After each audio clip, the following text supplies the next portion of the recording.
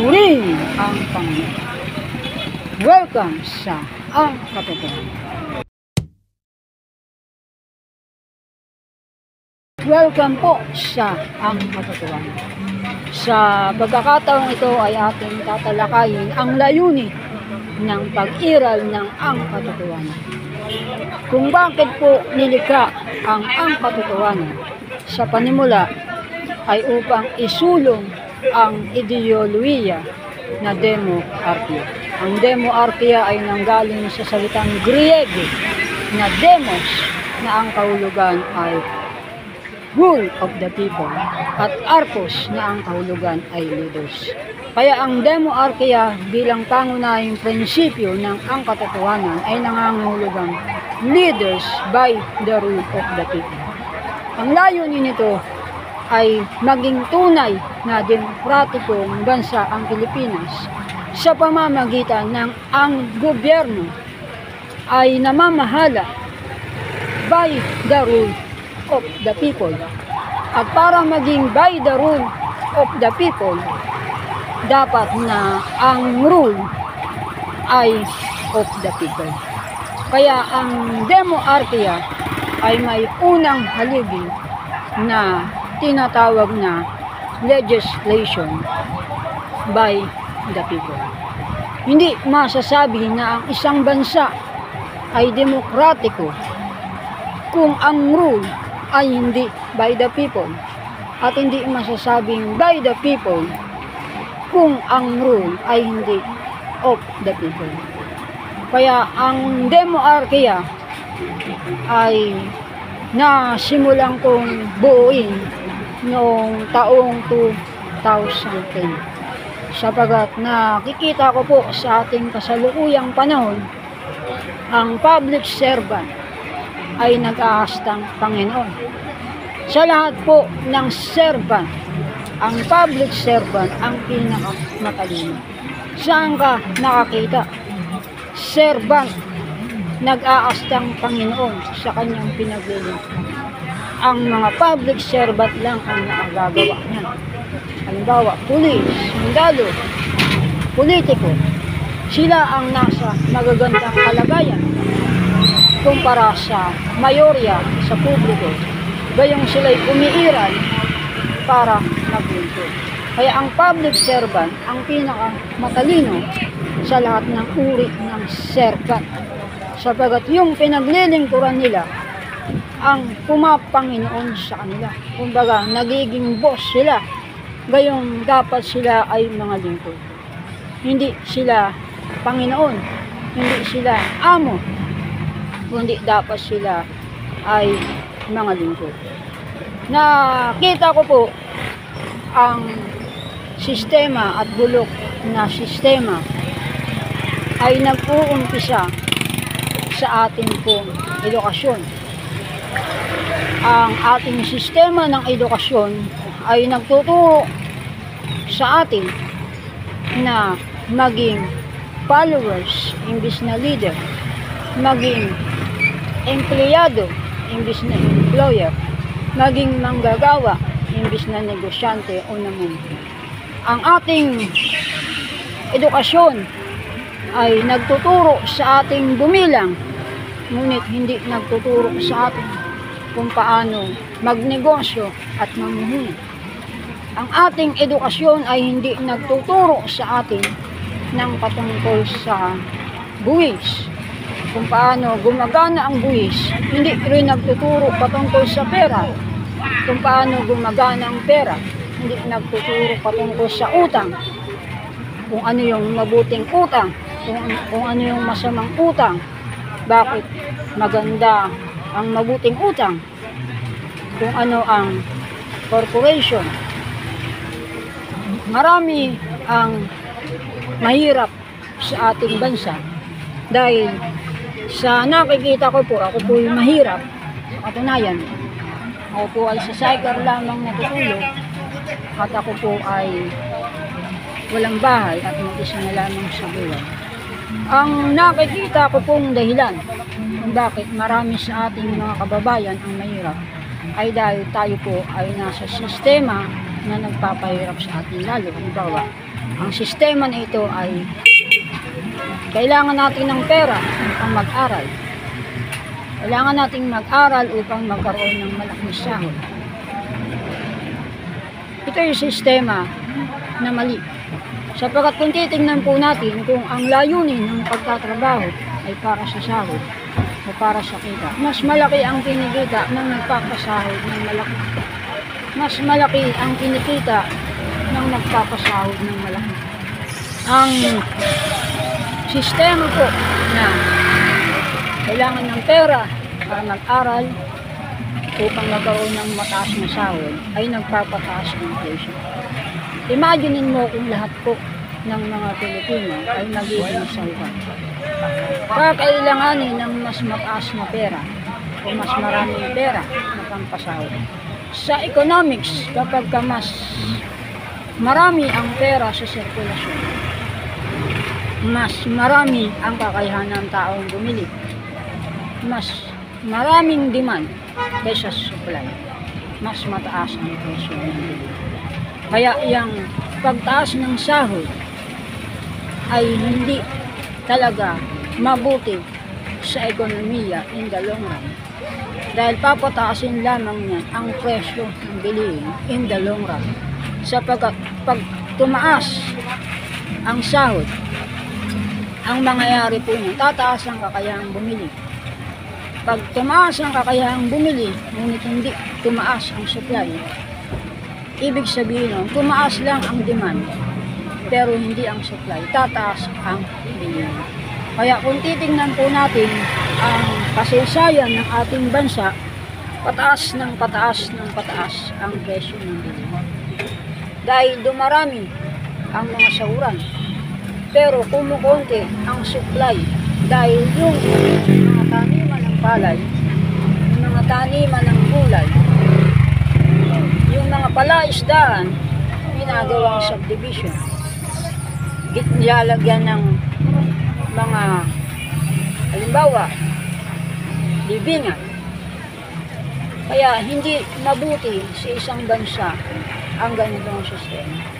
Ang lahat ng mga umuunlad na bansa, gaya ng Estados Unidos, ay hindi nakadepende sa sahod ng kanilang manggagawa. Ang mayorya ng kanilang income ay nanggagaling sa tubo. Tignan mo na lamang po ang China. Ang China ay maraming mga negosyo, maraming mga investment. Kaya ang China ay mayamang bansa. Ang North Korea ay dumedepende sa sahod ng kanyang mga manggagawa na nasa ibang bansa. Ang North Korea ay isang mahirap na bansa. Ang anumang bansa na nakadepende sa sahod, gaya ng ating bansa, nakadepende ang ating ekonomiya sa kita ng OFW, hindi po yan lalago. Dahil hindi po yun ang batas ng economics. Dahil mas maraming pera, mas maraming demand, kaysa supply, tataas po ang presyo ng bilihin. Ang mataas na presyo ng bilihin ay hindi maganda sapagkat nangangahulugan ito na ang pera ng tao ay may kakaunting kakayahan. Kaya hindi po sukatan ang pagdami ng pera ng tag-ulan, kundi ang purchasing power. Para mapataas ang purchasing power, kailangan ang supply ay mas higit sa pera ng tao. O kaya, ang supply ay mas higit sa demand ng tao. Kaya nga kung titignan, para umunlad ang ating bansa, imbis na ilaan sa walang kabuluhan ang budget sa education, dapat magkaroon tayo ng financial education, entrepreneurship. Kung maaari nga yung tinatawag na Pantawid Pamilya Filipino Program o POPIS ay gamitin na lang para ang mga school ay magkaroon ng entrepreneurship course at pag-graduate nila, bibigyan sila ng tubo. Dahil ang bansang maunlad ay bansa ng mga producer, hindi ng mga consumer. Bansa ng mga producer, ng mga entrepreneurs, ng mga nagpo-produce ng produkto as service. Kaya ito po ang aking nais na isulong na demo RTO ay naglalayo, nakalaya tayo sa bulok ng sistema ng ating lipunan. Mag-aral upang magkaroon ng sahod na malaki. Na ang dulo ay inflation. Inflation po ang dulo niya. Halimbawa, ang kalagayan ngayon ng ating bansa, ang national budget ay trillion piso. Mas malaki ang national budget ngayon kumpara noong panahon ni Marcos o kumpara noong panahon ni Carlos V. Garcia in numbers.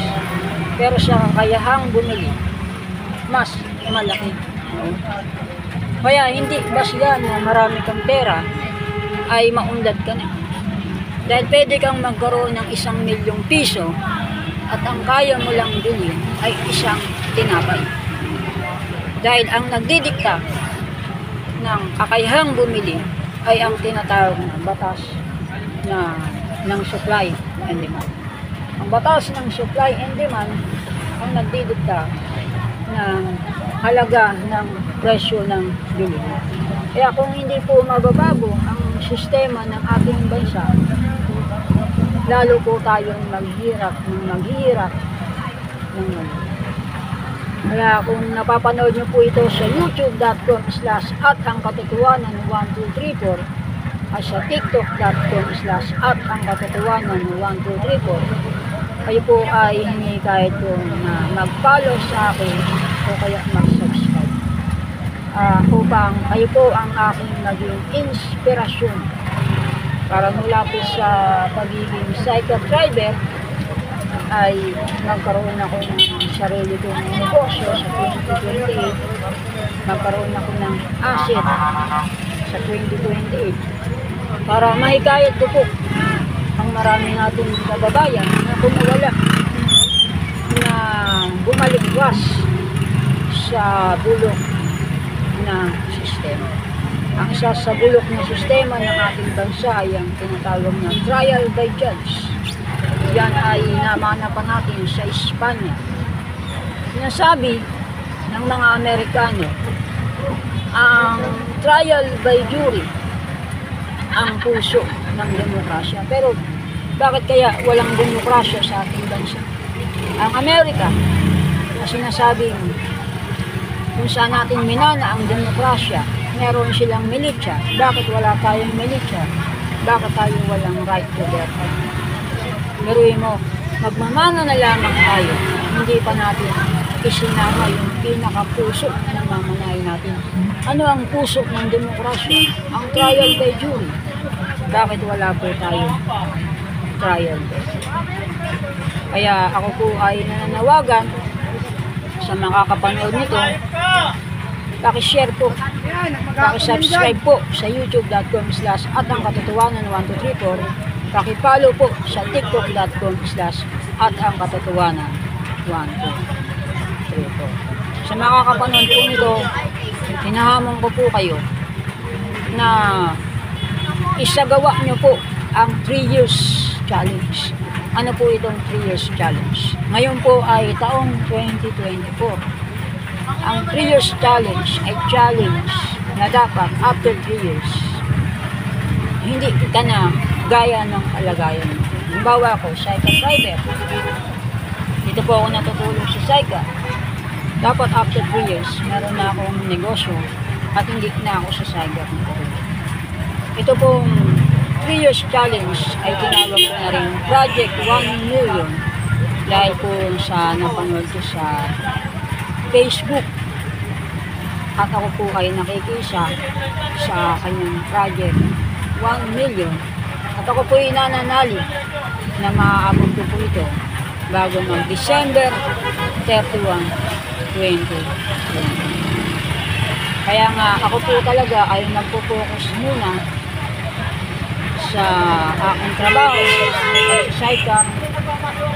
At mula ngayong taon hanggang bago mag 2025 hanggang bago mag 2026, plano ko po ay makaipon para makabili ng aso. Para sa 2028, meron na po akong negosyo.